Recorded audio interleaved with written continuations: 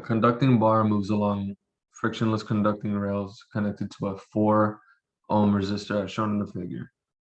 The length of the bar is 1.6 meters and a uniform magnetic field of 2.2 Teslas is applied perpendicular to the paper pointing outward as shown. A. What is the applied force required to move the bar to the right with a constant speed of 6 meters per second? And B. What is a rate? What rate is energy dissipated in the 4 ohm resistor? So from the question, we know that R resistance is equal to 4 ohms. We know that the length of the bar L is equal to 1.6 meters, and we know that B, the magnetic field, is equal to 2.2 Teslas. Number A also gives us velocity, which is equal to 6 meters per second. So to start off, number one, we first need to find the current going through the resistor.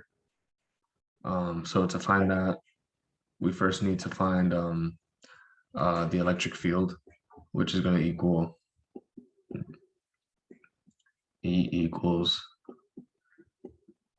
magnetic field times length times velocity, which is just going to be equal to 2.2 times 1.6 times 6, which is equal to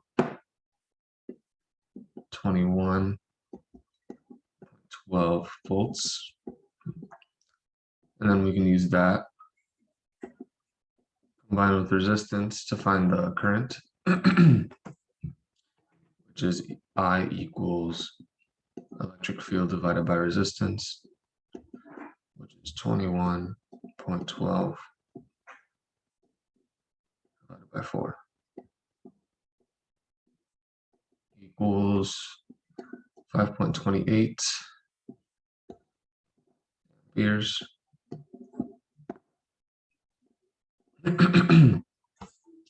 Now use that in the formula. F equals the current through the resistor times the length times the magnetic force, which is just equal to 5.28 times 1.6 times times 2.2, which when we multiply it out, it equals 18.58. So that right there is part A. So now to find part B, let me clear this out.